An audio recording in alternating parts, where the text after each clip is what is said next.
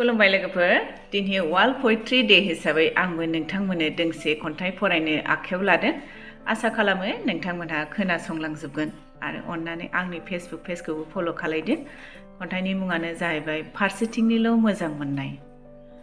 गोरबोखौ बोखावना दिन्थिनो हानायमोनब्ला दिन्थिगौमोन आं नोंनो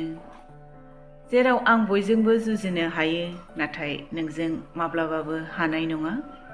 जेनगोन आं नोंजों मानोना बे गोसोआ गिखाङो नोंखौ खोमानाय आंनि नोंखौ मोजां मोननाया नों आंनि साखाथियाव बा नोंखौ मोनगोन मोना जेबो नङा मानोना नों आंनि गोसो गोरबोआव अरायबो हाबनानै दंखायो आंनि बे खन्थाइनि सोदोब बा आखरा गासैबो नोंनिनो मुङै जेराव खोमोरनो हाया नोंनि थाखाय आंनि बे जिउआ सानसे साननै बा घन्टानि नङा बियो गासै जिउ थाजासिमाव नोंखौनो नेनानै थागोन